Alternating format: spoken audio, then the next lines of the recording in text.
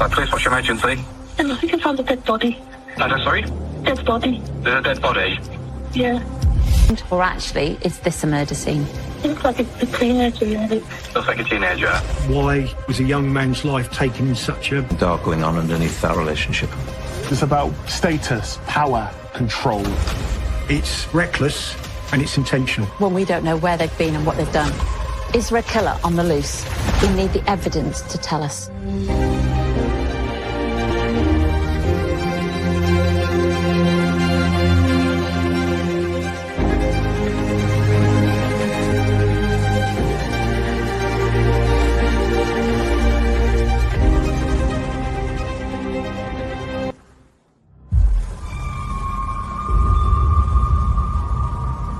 A dog walker going along the banks of the river looked to them suspicious. Can you tell if it's a male or a female? Male, I think. And they took a closer look. They could see that it was them. And you say you've actually touched him and there was no response? I took him off foot. It's obviously a young person. Probably There's no chance that he's asleep or anything. There's no breathing or anything like that I could see. No. Police cordon off a stretch of the river. How the teenager died. The body isn't fully submerged. The head is slightly, but the majority of the body is just lying on the riverbank. Suppose too if this is somebody who had got into difficulties in the river itself. no obvious signs of murder, a struggle or stab wounds or anything like that. A whole number of options come to mind, but you must go. You always have to treat any scene where a body is as a suspicious scene. Is the death natural causes? Is it fallen in the river? Have they been drunk and fallen in? Or is it murder? The role of a crime scene manager is to rule out the different hypotheses. The first thing to do is identify the body. Often, once you know the identity of a body, the rest of it falls into place. CSI personal belongings. The main way that we can identify someone quite quickly is on fingerprints. If someone's known on police record, you only need a small bit of fingerprint. Teenagers' fingerprints are sent off to be run through the database, while police check missing persons reports and call on nearby homes. One side of the riverbank. Your job, as well as to investigate and bring closure for the loved ones, is also to, if you like... Just hours after finding the man, the fingerprints hit a match. He's identified as Connor Lyons. Looked about 15 or 16. He's extremely a popular young lad. He was a local boy, a local teenager, really at the cusp of moves, leaving school, starting work. We knew that there would have been a lot of interest in the area from that community because how he was there, why he was there. He's on the fingerprint register, so he's got a criminal conviction. But the criminal social crime, so nothing earth-shattering. He's not a career criminal.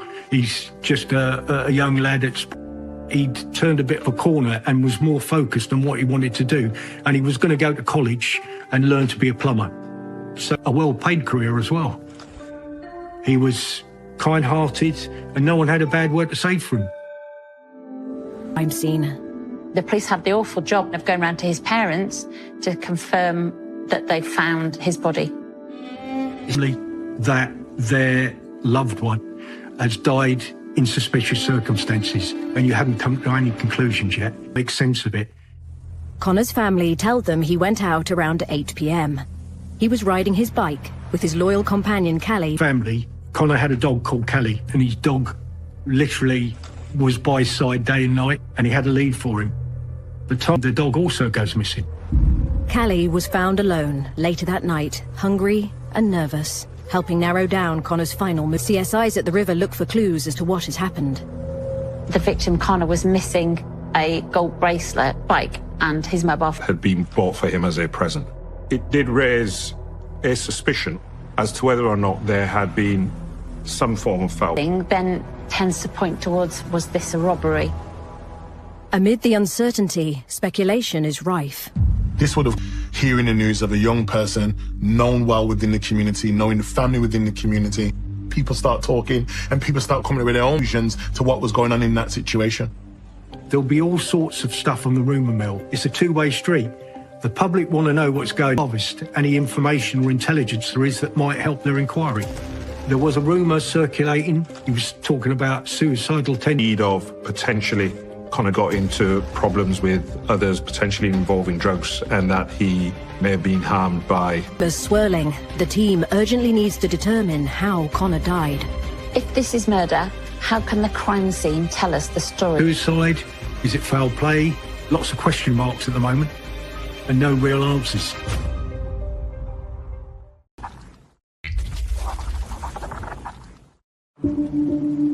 The body of 17-year-old aspiring plumber Connor of the River Hull.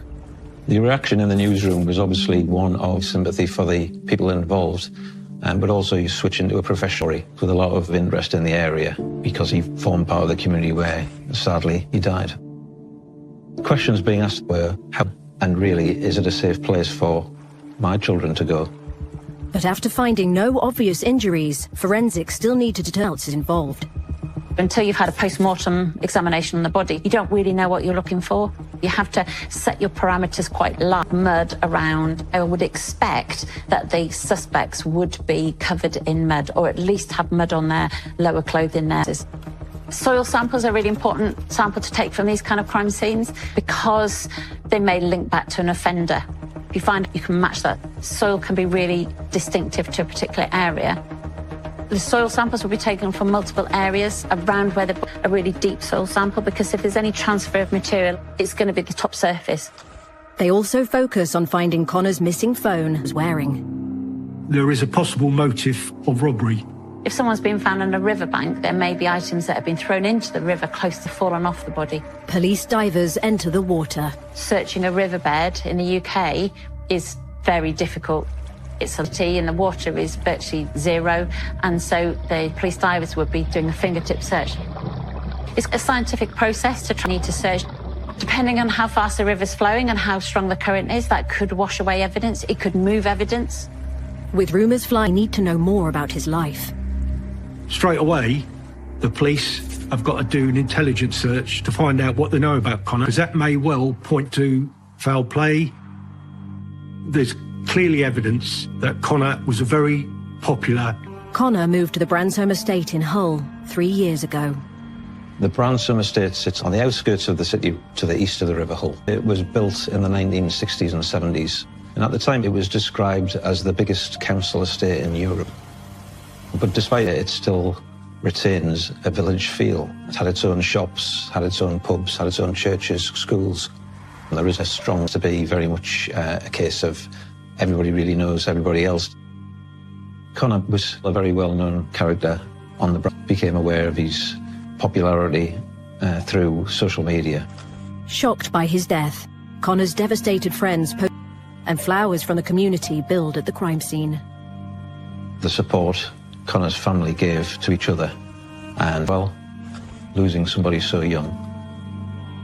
He turned his life around from having difficulties he'd had beforehand. Police discover that Connor was badly injured in a serious bike accident. Their vulnerabilities are going to be heightened. That accident had a significant impact on his body and would have had a significant impact on his mental health. And we've seen a decline and a change in Connor's behaviour. And what we start to see is a trajectory of change, getting involved in things that they shouldn't. And there's nothing for kids to do. Boredom amongst young people is an interesting factor. We're talking about economic climates and we're talking opportunity, we're talking about lack of resources, that unfortunately sometimes get them caught up in the law. Connor's family tell police he's been putting the past behind him, his usual self. Connor was distracted. That could indicate he was having some difficulties with friends, their peer group, to find out what they were interested in, who their friends were, because normally, if someone's been known to the perpetrator. To build up a picture of who was in Connor's life, detectives take state social media and quickly have a lead. There was a social media post in relation to the sale of Connor's missing. Quite a distinctive bicycle that he took everywhere. Everyone knew what it looked like. Digital experts trace the seller. Cole Jarvis. Jarvis lived on the Bransholme estate in the same area, living quite close to each other. He was somebody who had a group of friends, many of whom were significantly younger than. Police learn Connor met 21-year-old Jarvis around 6 months ago. after approaching him for help fixing up a dirt bike. Both of them like bikes, both of them like motorcycles, and it's those things that may have that initial connection. They're members of the same peer group. The common interest they had is playing video games, lamping, which is hunting for things like rabbits. Digital forensic investigators find Jarvis has made several attempts to sell Connor's bike on social media.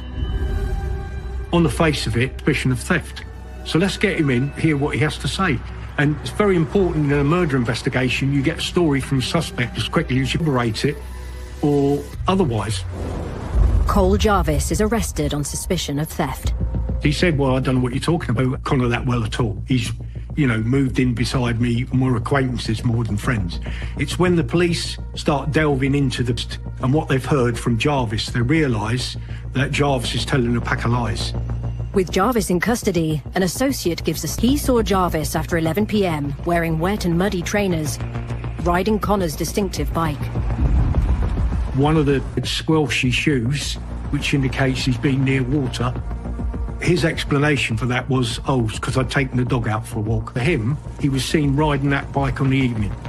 When confronted, Jarvis's account takes a U-turn. He then changes his tune to another direction. Now Jarvis tells police he and Connor are in fact friends, and he did have his bike because Connor... Of all the items that went missing, this was in many senses, one of the more important ones, if not the most important, because it was a bike and would have been unlikely that he would have been trying to sell it. What we see with Jarvis, he's continuing to try and sell the bike. It suggests that he may be involved. Why else did he sell the bike? Because he knows Connor won't need it, because he's dead. Detectives asked Jarvis if he went to the riverbank on the night of the 18th of January. He denies ever being there.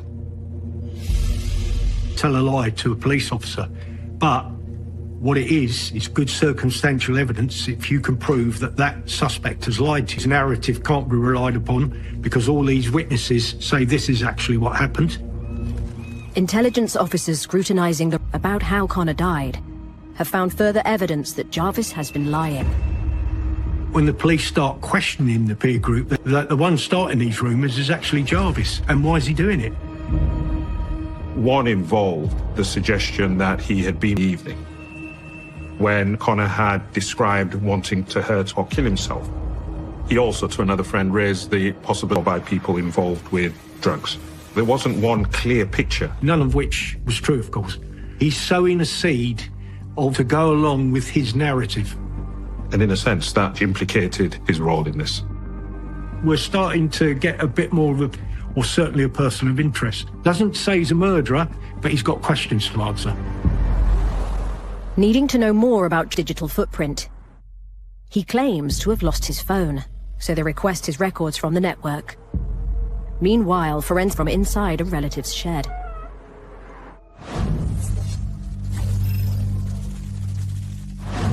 The problem for other people to touch and handle.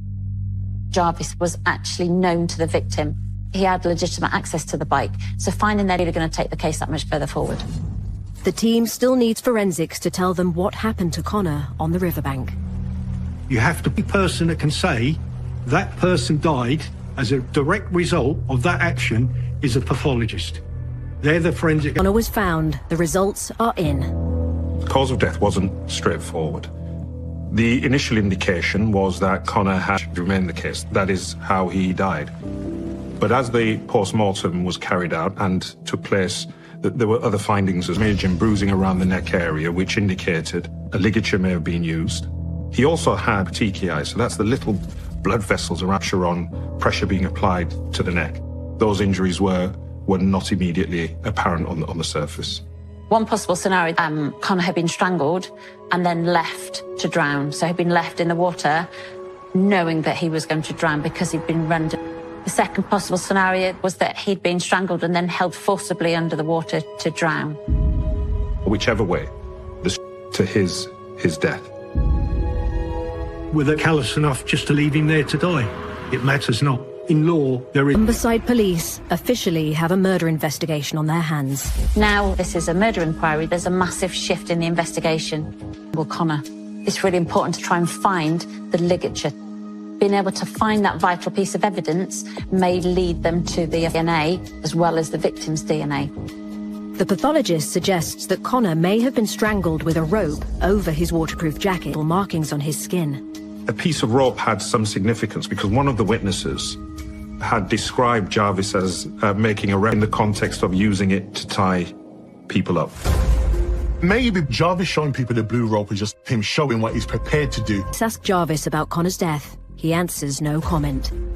It can be tremendously frustrating because the root of the murder, there's lots of circumstantial evidence pointing to him as a person of interest, and he can't be eliminated, but there is insufficient evidence to charge him with murder.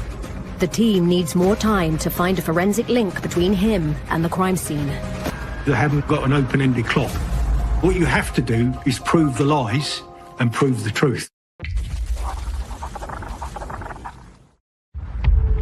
Police in Humberside are running out of time to question 21-year-old Cole Jarvis about 9-year-old Connor Lyons. A post-mortem has found that Connor was strangled before drowning in the River Hull, and circumstantial evidence points to Jarvis still needs a direct forensic link between him and the crime scene. There's loads of circumstantial evidence, but there's nothing at the murder scene. There's very little evidence at that crime scene, so you have to then look at further types of evidence, so digital evidence, CCTV. This time, you've got to be resilient. You've got to keep pushing away. Hull Magistrates Court grants the team a 36-hour custody extension. Data. Police track Connor and Jarvis's movements. The pathologist determines Connor lay dead for several hours before he was discovered. For forming the parameters of harvesting CCTV, so instead of doing a wide sweep, almost official time parameters that you can go to. Unfortunately, there's no CCTV of the actual murder scene. The suspect and the victim last seen were the seen together. After leaving home, Connor meets up with Jarvis. At around 8 p.m, CCTV captures two figures walking towards the crime scene. The estate is only a 5-10 minute walk. You were able to see a dog there which matched by description Connor's dog. From the footage itself, to necessarily make very clear identifications. A lot of time was spent on CCTV footage to piece them together. You were able to see parts of the clothing which police were able, with some of the clothing that we know either Connor or Jarvis were wearing on the night. The figure that was identified was wearing like a green distinctive trainers, which covered reflective area that the CCTV picks up. When you put them all together, you can start to say, well, this must be Jarvis. In this case, it indicates Connor would have gone there. Connor and some of his friends were into lamping, which is basically hunting wildlife at night. And it may well be perfectly legitimate on the riverbank late at night to do some lamping. And I suggest that's how he was lured to that area. Men on CCTV. Meanwhile, digital experts analysing phone data have discovered that Jarvis has been telling more lies about his friendship.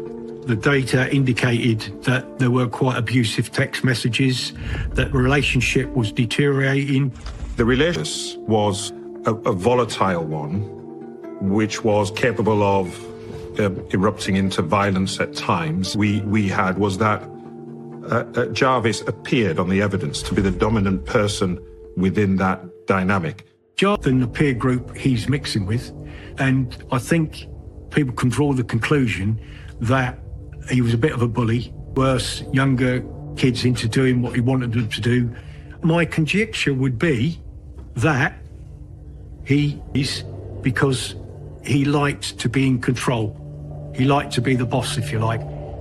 He's going to have a little bit more knowledge of people that he may engage in. So it's almost like currency. Status, hierarchy and control play a role in friendships. In every is going to be individuals that want to take lead, that want to be drivers. Jarvis being the leader of the pack in that type of environment, it will. Where Connor was slightly different is that he was an individual with a strong personality, and we know of loads of incidents where if one of their fights turned fatal, and why? Shortly after 8 p.m, the figures are captured again on CCTV crossing John Newton before they disappear from view. At 10:20 p.m, only one figure reappears. in that CCTV. There's a gap of 2 hours, which is consistent with what the pathologist says at the time of death, that Connor's either dead or dying by the side of the river. Detectives are convinced Jarvis fleeing the crime scene.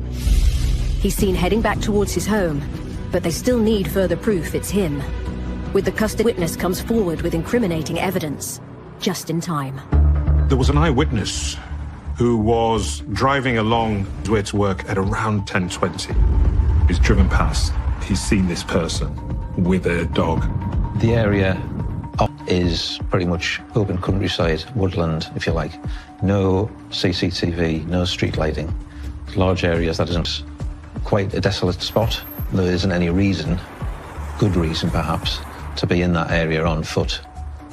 He was able to give a description of a man wearing broadly similar clothing which was worn by Jarvis that night, and of Connor's. The eyewitness was able to pick out Jarvis on an identification parade, albeit he could not be sure. Next sighting of the defendant on CCTV heading back towards his home area, only minutes from that sighting. It was one of the most, in the sense of, I have no idea how he remembered seeing this person and the timing. It was quite extraordinary. Investigating eyewitness testimony with Jarvis's phone data. At various stages on the CCTV footage, you could see that the person was... When they match the data, he's trying to sell the bicycle on the mobile phone. Now, that's very callous. Hold Jarvis on suspicion of Connor's murder.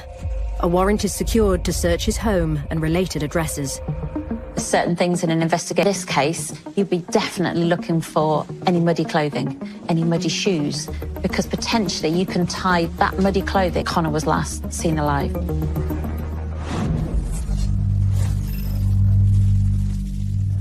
If an item's DNA may be inhibited because of the contamination, the bacteria may be from the mud and also from the wet. Safe is something.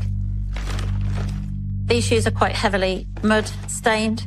They've got quite a lot of soil on the tops, on the uppers and the lowers, to ascertain where the soil has come from. And if they've got a soil sample from a site, they can compare the shoe as being at the scene.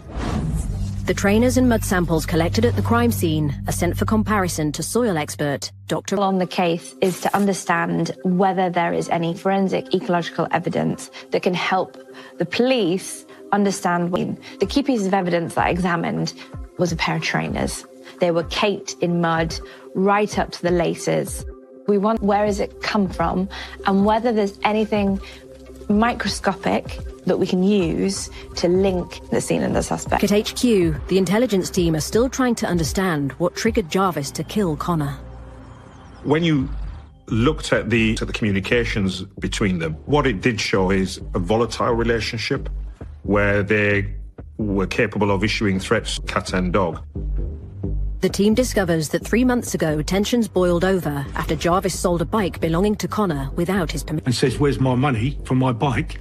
And Jarvis refuses to give it to him. So at that stage, I would suggest it's when it basically stealing from Connor for whatever reason. There were messages in which it appeared Connor was making towards Jarvis. What was also apparent is that when you look at the messages, Jarvis, and you had messages from Jarvis to Connor saying, "Carry on testing me, you'll see what would happen." There were text messages like, "He's a cheeky, gobby little rat." I think that maybe his power was challenged. I think that he felt that control, seeing in Connor that he's an individual that didn't want to toe the line anymore.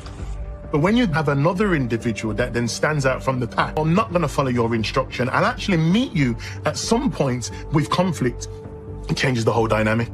And when it changes that whole dynamic, now has to demonstrate authority, now has to demonstrate control.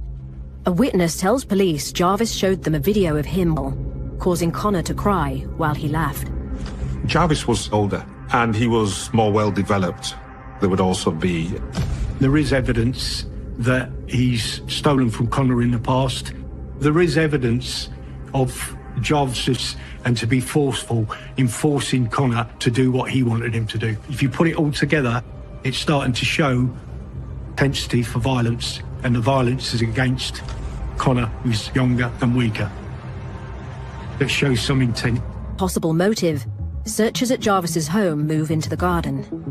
Clearly you're looking for a murder weapon. A piece of blue rope secreted or hidden in a garden area. Intelligence has revealed that the offender's been boasting about using a rope to injure somebody.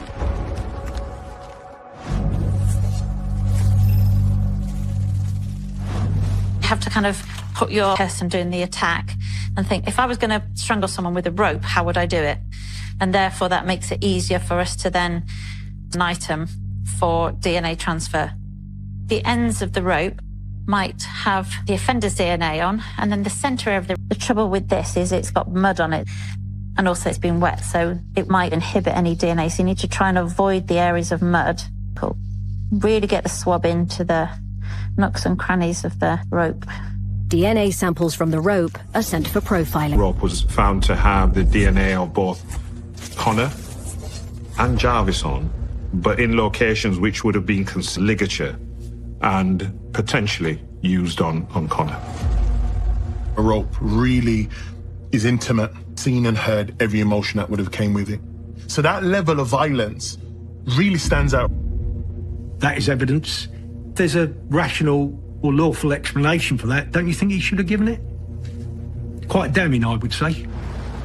And it's a compelling case for the prosecution. Cole Jarvis is charged with Connor's murder. But it doesn't stop there. Of the trial are still investigating and still asking questions, because he could come up with a cock and bull story saying, well, I've touched the rope, and so has... With Jarvis changing his story at every turn, police can't afford to leave a jury in any doubt. They still need to forensically link him to the crime. At that scene, we potentially might lose the case at court. The initial thoughts are there's not much at that crime scene. But after examining John, Everett has made a breakthrough. My particular field is an area called diatoms, microscopic single-celled algae. So nothing but a piece of evidence that forms in water and soils. The suspect was very clear that they'd never been to that. Actually, this evidence proves that they have. It was a light bulb moment in the course of the investigation.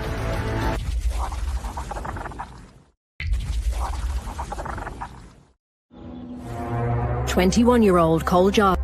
A rope recovered from his garden has returned a DNA match to 17-year-old Connor Lyons, consistent with the pathologist's findings in the River Hull. And now, microscopic forensic evidence has tied him to the crime scene. Part of the reason that dye as a forensic evidence type is that if they come in contact with clothing, they get into the fibres and they lodge themselves between your fibres. We can look at them down the microscope to identify them to species level based on their shape, based on their size, and based on the feature. Diatoms are unique to particular habitats.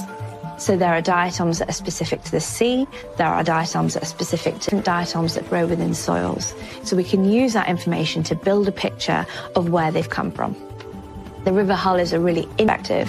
It's a big estuary system. So the fresh water runs into the Humber estuary, which then obviously, and it's a huge tidal system, and it means that you have quite a distinct diatom population from all three of those environments. If an item of clothing or footwear has those diatoms on them, then we can try and make a link between, for example, a suspect and a scene. Are compared to mud and water from the crime scene. So when you're examining a piece of evidence, we have to be able to demonstrate, if there are, that it's not just a quick contact, that it's across the shoe. In total, there were 6 samples. So one from the sole, one from the rear of the trainer, and then 3 systematically moving up the laces. They were covered in diatoms. This demonstrated that this shoe had been absolutely caked up to the laces in all of these different diatom populations. And these diatoms matched exactly to the scene. It's to Jarvis being at the murder scene, i.e. on the riverbank where Connor's body was found. It actually links him, the first bit of physically, to that riverbank.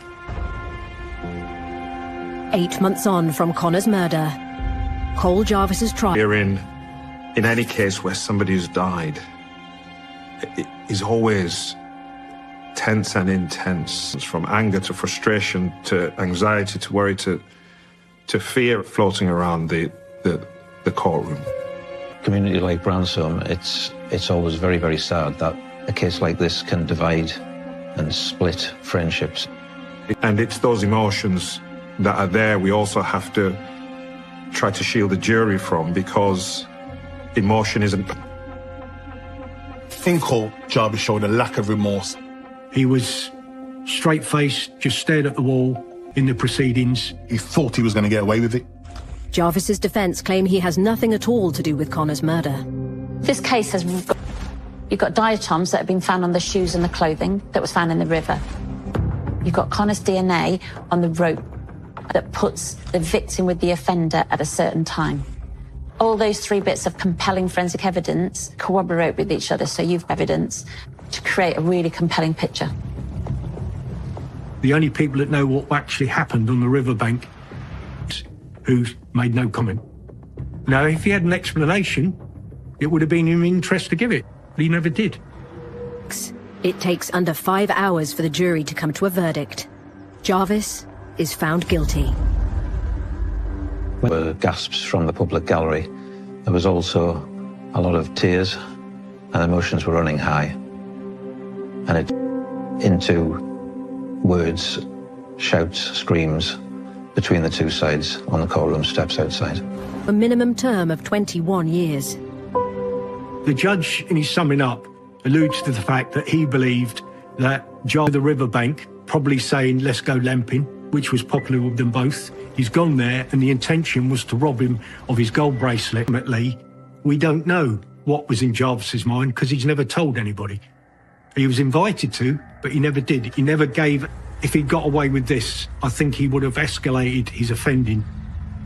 When we think about toxic relationships in any form, but oftentimes there may have been elements where they did have, connection. There may have been elements within their relationship where they had a... This is very sad. Connor was loved and respected by all. That's, replicated in, there were hundreds of people there. Amid COVID restrictions, 300 vehicles drive in convoy in his honour. It's beautiful, one that is inspirational, one that shows change. He had plenty that have led. Sadly, we'll never know, because his life was taken from him before he could realise his ambition.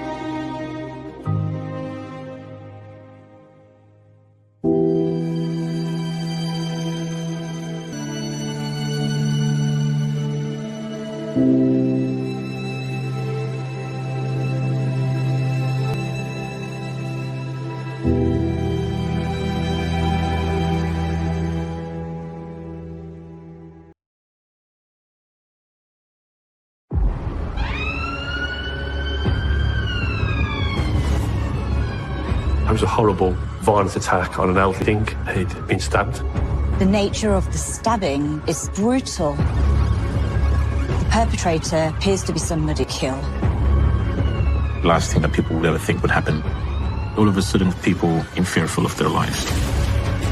For the evidence, we're collectors of evidence, but sometimes the evidence just isn't there to prove who's attacked and murdered this gentleman. I think it's fair to say we're all worried, because it was escalating, the threat was increasing. We felt under a lot of pressure to catch this person. Find that evidence before it's too late, because the offender might strike again.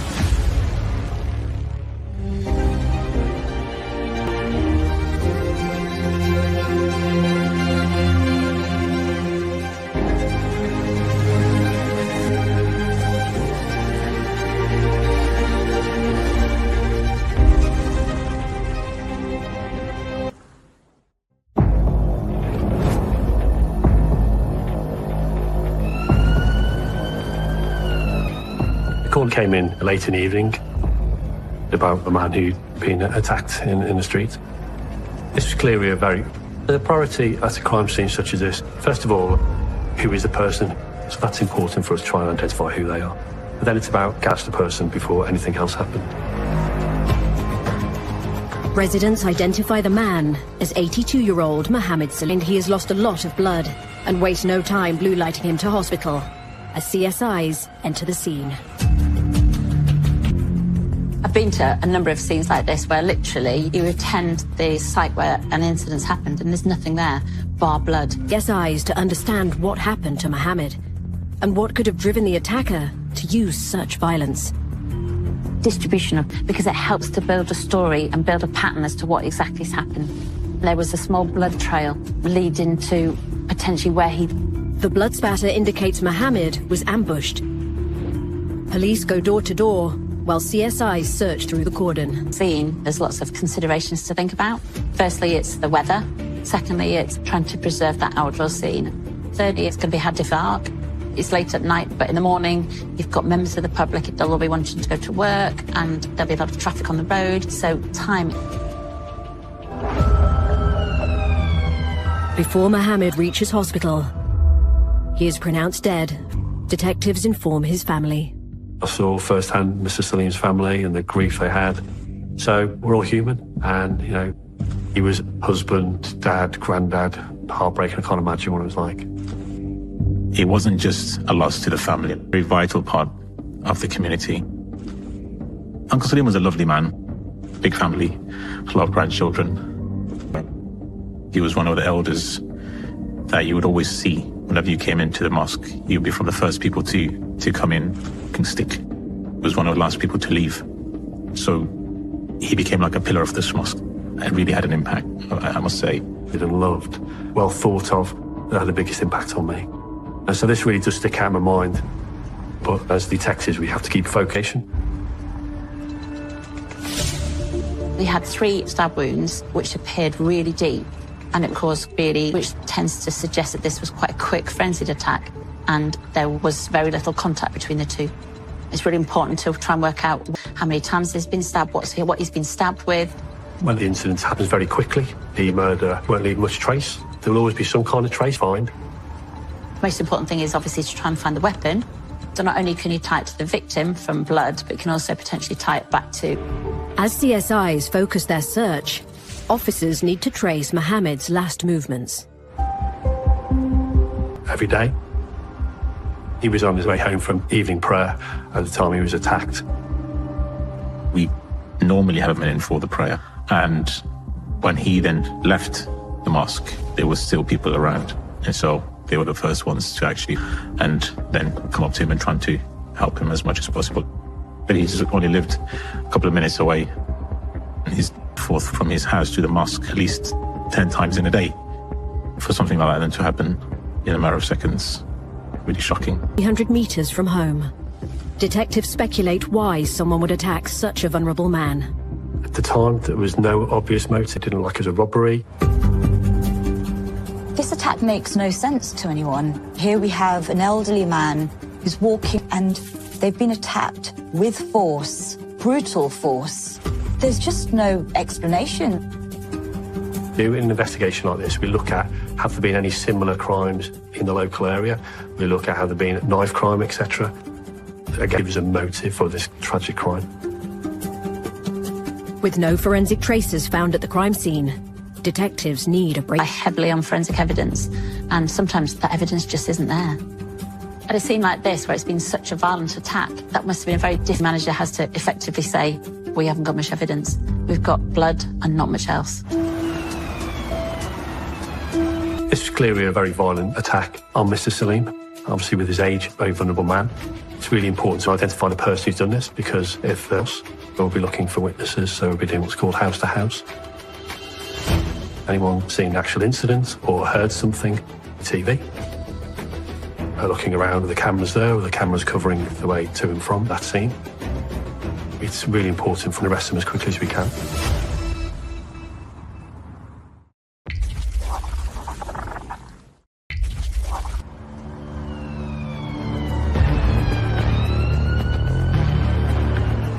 "82-year-old grandfather and murdered while walking home." With no forensic traces at the scene, the major crime unit intelligence on the murder weapon. Looking at the victim's 3 stab wounds would give you a potential indication of what kind of weapon might have been. It was a large hunting knife that had been used to kill Mr. Saleem. He had no defense injuries on his arms or any injuries on the front of his body. Facing his attacker, he was either running away or walking away from somebody, and he's been attacked from behind. This here who targeted this elderly gentleman, and for some reason had a real hatred towards him. Bullied by an emotion that we need to understand. The police need to explore all possible leads and all tack. As searches for the weapon continue, detectives request CCTV footage from over... The whole idea of examining CCTV is not just to try and find the offence itself, but also to backtrack and forward track what's happened before and the route that the offender's taken, not just into the scene, but also away from the scene. The digital forensic team uncovers a potential... As part of that CCTV trawl, we did find an image of a male running away, quite a few roads away from the scene. The scene of a murder, or they're running from something else. We needed to trace that person. Had they seen something, or were they involved? The footage is analysed frame by frame. Officers tried to identify who that very good image. It just wasn't good enough to identify the person from it. But then looking for other CCTV, see if they could find them elsewhere in the area. The grainy CCTV is released to the press. The effect ripples. Small Heath is a very close-knit, mainly a Muslim community. Lots of families all know each other. Lots of people worship it. It was a tremendous shock for people living in that road and that surrounding area. It's a very nice area to live in. Beautiful vibe. I've been around this area for about 20 years now, so I'm quite fond of it. It's very multicultural. It's the last area where we've thought elderly and vulnerable people, just like Uncle Saleem, leaving their house quite late at night for the prayer, or very early in the morning from here, cause that level of fear and confusion. There are growing concerns that Mohammed and the community is under attack. The Mr. Saleem case, where we know that it's a Muslim with a visible identity home and he's targeted. And therefore, most people believe that Mohammed Saleem was not a spontaneous attack. It was a premeditated. It's a hate crime, ultimately. The climate at the time was very kind of hostile and Islamophobic. There was a rise in Islamophobic acts that started to happen where ladies would have their headscarf ripped off, would be intimidated, would be verbally period. Where now you have to reassure even those who are vulnerable and try to make them comfortable and secure. Sense of sadness, a real sense of fear. Visiting the mosque and other places, there was a sense of working together and unifying together and actually being... The major crime unit tries to alleviate the community's fears, while CSIs continue to search for... At a scene like this, where it's been such a violent attack, there's pressure to find the evidence, but sometimes the evidence just isn't there. And it's convey that to investigations team and the SIO. We effectively can't produce the goods. We can't produce the evidence to prove what did this gentleman. We're hoping that there's further evidence or further intelligence that comes to light, which might then reignite investigation. We very much kept an open mind. It was still a horrendous crime. We just wanted to catch the person before anything else happened. That changes the course of the investigation. There was a bang that evening by some railings by the side of the mosque. People who lived close by saw child lunchbox was in lots of pieces, but there was a bomb. At that time, I think it's fair to say we were all worried.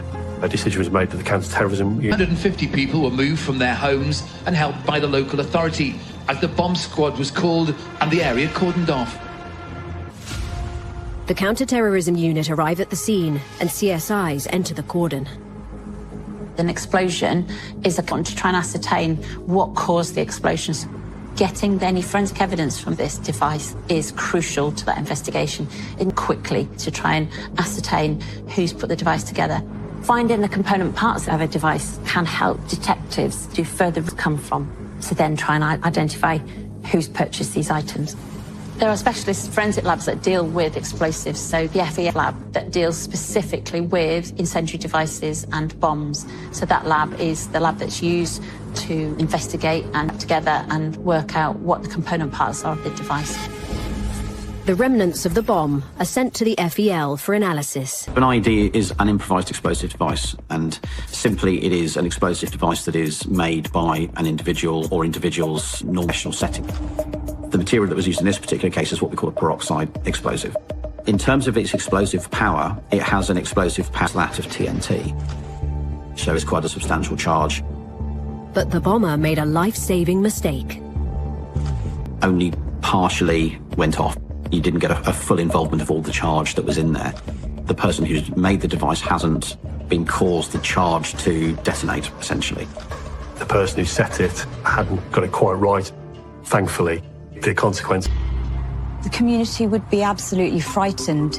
At this point, they would know that they're being targeted. There is somebody out there and prejudice towards them. The police need to contain the fear and the anxiety of the community whilst focused on their investigation. Forensics look for traces of the offender on the lunchbox that housed the bomb. Normally, explosive devices don't cause fires. They normally just explode. Therefore, the potential on the component parts of the device is quite high. First thing to do on an exhibit like this would be to swab for DNA. Use a pointy swab, because I'm going to swab the zips. What you're trying to do is find out who may have handled this. The outside surface of this lunchbox is fabric, so it's very difficult to get any fingerprints from there. Potentially fingerprints some of the inside. Magnetic. And then just slowly use the powders to see if you can. I'm just running the powder over the surface to see if there's any marks. But there's no fingerprints on the inside of this section. The perpetrator appears to have been careful to leave no trace. The digital forensic team scans. Our CCTV trawl has to start where the bomb was left. So we started to look at everyone who'd walked in to that scene within that time. And eventually we did identify a male. He walked in with a bag. The bag looked very much the size of our bomb. So that was our starting point. And our starting point then, when he left the scene, we look at which way did he go. I call it a foot chase by CCTV. Did he go down that road? If we track every camera he went on the road, every time a car goes past, the danger is, has he got in the car or not? Hours of CCTV in search of the bomber. In Small Heath, police speak to locals for any leads to Mohammed. Then, another terrifying event hits the West Midlands. Exactly 3 weeks after the war, a second mosque is targeted. When that bomb went off, the size of the explosion sent shrapnel quite a distance right across roads. Thankfully, nobody was injured. Had anyone been in the way of any of that shrapnel, they would have been severely injured, if not worse. It was happening on the Friday. This was declared as a terrorist incident because it looked like a direct attack on a mosque. This bomb was set to go off taking place.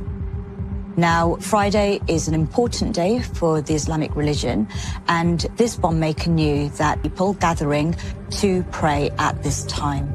So this person was intent on causing maximum impact, targeting. Thankfully, because it was during Ramadan, the times of prayers had changed. Otherwise, it would have been full of people walking to and from the mosque. There would have been a number of casualties. This event escalated it to a different level. Of course, Fridays for us is just the Sunday for the Christians and the Saturday for the Jews is our special day. So we have a very large congregational prayer on Fridays. On that day, it's a very sad thing, to be honest. Because for someone to do something to such a large gathering of people, it takes a certain level of hate to then commit a crime like that.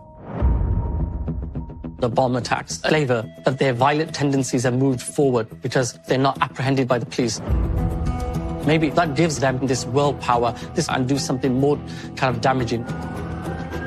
And this could be them planning and plotting these bombs so that he can maim and kill more Muslims. Bombs we know gone off on a Friday, so our concern was it another bomb going to go off the following Friday? So this was a real critical incident. The counter-terrorism team fears the next bomb will be even more powerful and could be fatal.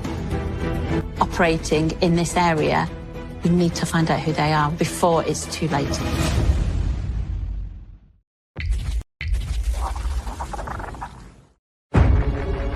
The West Midlands Major Crime Unit are searching for the killer of Mohammed Saleem.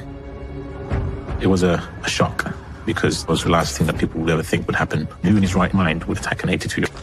He was a very lovely person, very strong family orientated as well. So yeah, had a very strong impact on the community. Deployed a team of CSIs to the scene of a second bomb attack outside a mosque in the West Midlands.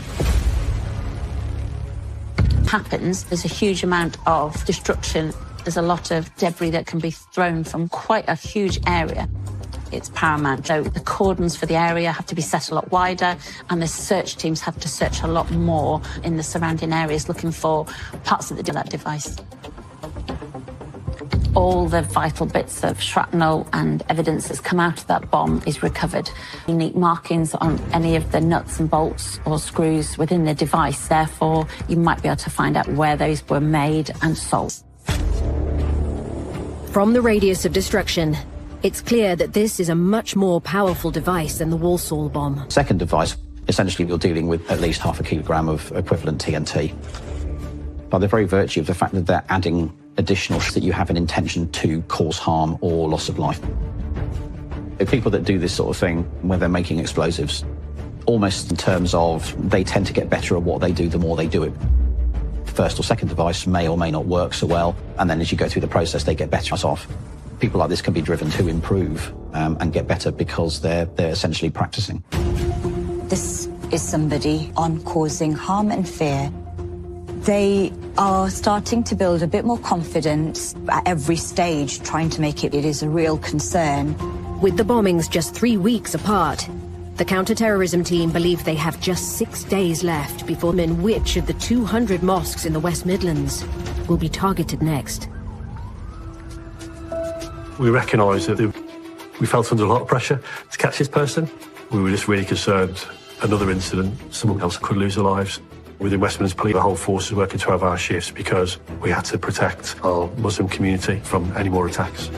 The team's strongest lead is the Great Walsall crime scene.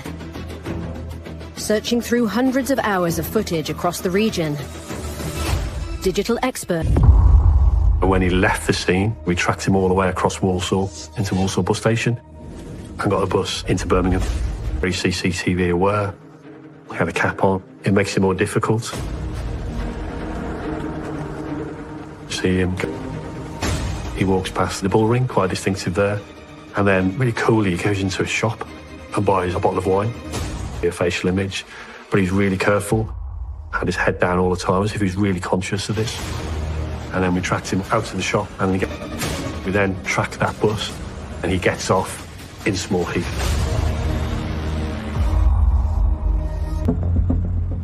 The bus stop is just meters away from where Mohammed Saleem was murdered. This was a real turning point for the investigation. Just was he lives somewhere in the Small Heath area. So what we then thought is, let's try and find him going out. He might not have been as careful. A lot of buses going out from Small Heath to Birmingham and then to Walsall earlier on that day, on the 21st of June. So by looking through those images, we eventually found that person and we found a full facial image of him. And we saw he was carrying a bag. Police believe the bag is housing the Walsall bomb, putting everyone on the bus. The peroxide explosive HMTD has a very high shock sensitivity and a very high friction sensitivity as well. So you can initiate it with friction, or it can easily be set off unintentionally if you're transporting it. So carrying it around in a bus, if you drop whatever it is you've got in your hand, is the potential with these sorts of... We know how easily that could have been detonated. So on a full capacity bus, the consequence of this suspect is taking all the risks that they need to cause maximum damage. Edwards wastes no time prioritising the bag as his next lead. We saw the bag came from a local supermarket and got the CCTV for that day. And found him in the store with the bag that we subsequently carried to Walsall. So now we had 2 clear facial images. It was really person. We strongly believe that was our bomber. With just 3 days to go before the next suspected bomb attack, the CCTV in the West Midlands. We put a lot of officers in the area with his photograph trying to find him, and then we circulated his photographs to the media.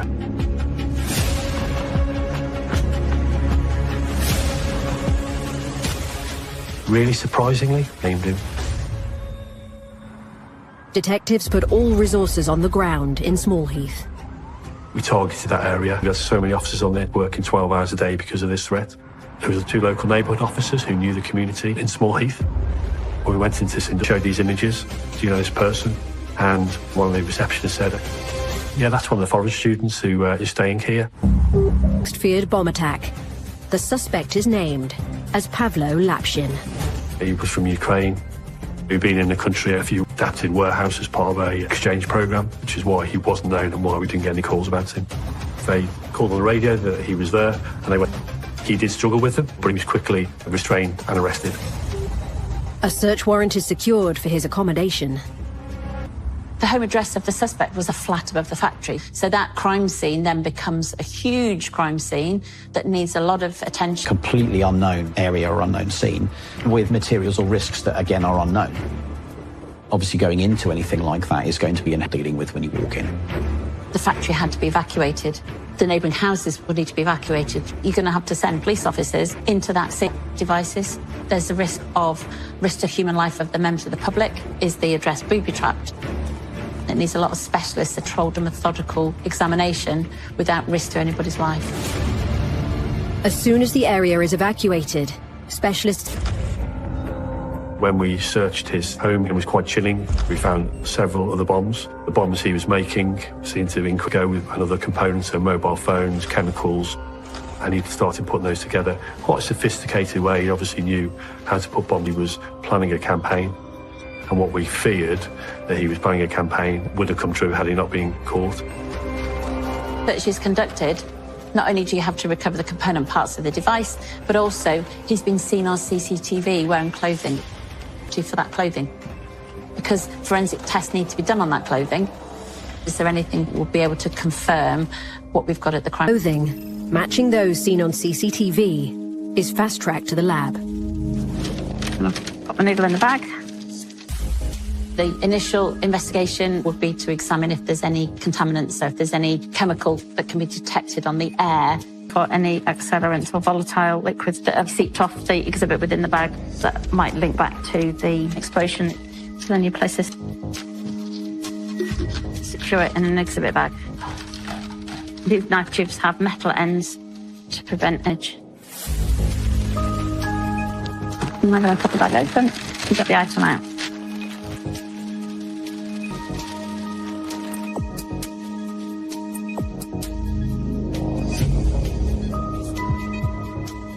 Remove the surface of this tape. It reveals the sticky side to it.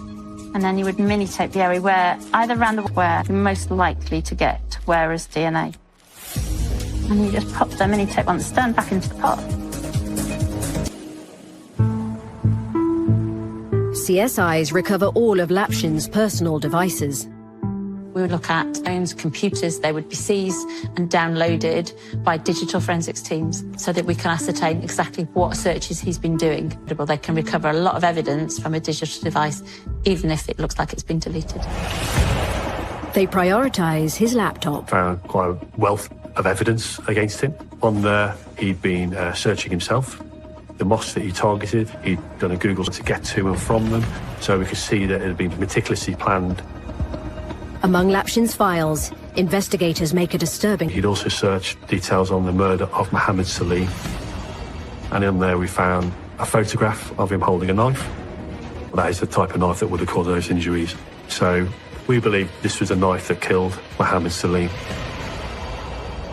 Remarkable moment because we could see that clearly. He would be the main suspect for both the murder and the bombings.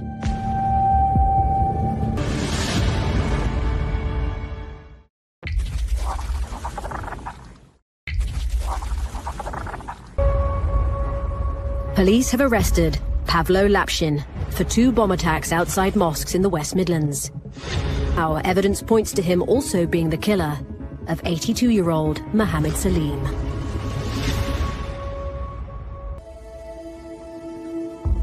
It was on the 29th of April. В мечети. I was around the mosque. Его я не знал. I did not know that person. Решено по мотивам расовой ненависти. A murder was committed on a basis of racial hatred. I used a knife. I stabbed him 3 times.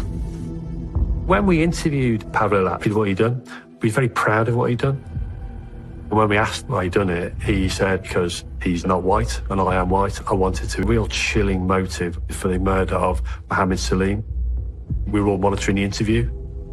He said to us, yeah, that was news to us because we only knew the 2. When we asked him about the other one, he told us it was one in Wolverhampton. He gave us a mosque in Wolverhampton. That hadn't been reported to the police previously. We sent officers to the scene, looked at the roundabout and found fragments of a... The discovery of fragments of a device on this roundabout opposite the mosque showed there'd been an explosion there several weeks ago. The 3rd time and last month. Those 2 crimes, in terms of MO, as it were, might be different, but the motivation behind them is... Lapshin actually says that he wants a race war. This was all about biological superiority. They were inferior to people who were white. He wanted to be part of this idea of him being a soldier, fighting for this greater cause. As a soldier, Lapshin can justify his actions because he legitimizes the victims. On the 22nd, is charged with the terrorist-related murder of Mohammed Saleem. Having the knife would have been the icing on the cake. However, he didn't, that only the murderer would know. We have pictures of him holding a knife, which the pathologist said that is the type of knife that would have caused those injuries. Sad. Even though the offender's admitted the crime, at any stage, he might turn up in court and then say, oh, not guilty. To be able to still prove beyond reasonable doubt that this is our offender and this is what he's done. We didn't know whether he would want to have his ideology. So that was our concern, and we planned for a trial. We wanted to clearly show this was a racist, a terrorist, intent on causing actually murder Mr. Saleem. So I sent staff out to Ukraine to liaise with the Ukrainian authorities just to understand more about Pavel Lapshin. What we found was a young man who'd been at university, had done very well at university, so much so he'd got on an exchange program to speak to local police, that he'd been trying setting off bombs in the Ukraine, just to do a test and experiment. He'd been dealt with for what they termed as a Helfer's kitchen up in his house. He obviously knew how to put bombs together. When we looked at his laptop, there were photos of quite large explosions, the bombs he'd set off.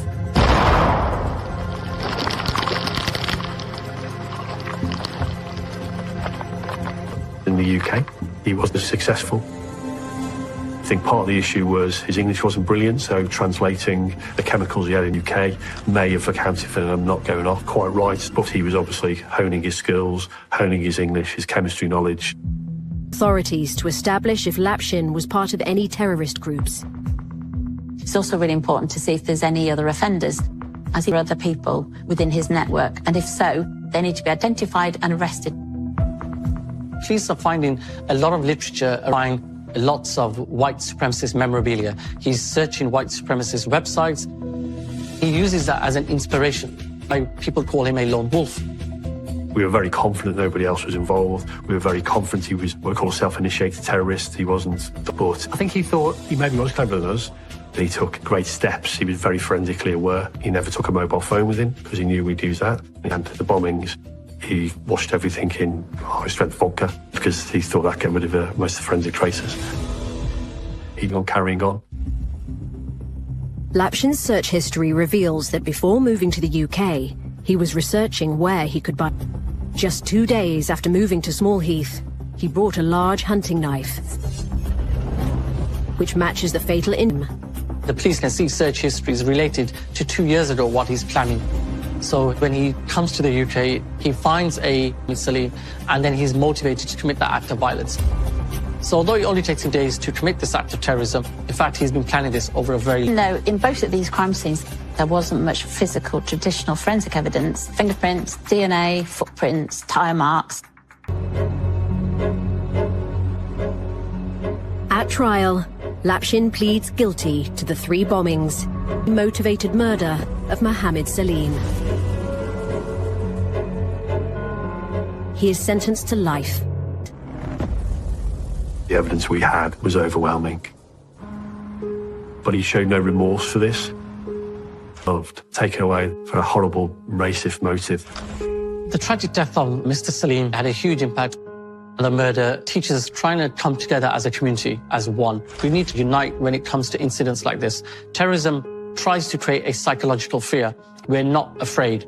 And that you don't have to be Muslim to be impacted by Islamophobia. It's a hate crime, ultimately. And a hate crime has no place in any society. At the end of a case like that, from a policing perspective, it is a satisfaction to see a dangerous terrorist go to prison for the rest of his life and keep people. But part of that, you take away with you the family. And I can't imagine the grief and loss that Mr. Saleem's family went through. Contagious smile. He'd always be open to speak to people and give advice. It's very respected as well.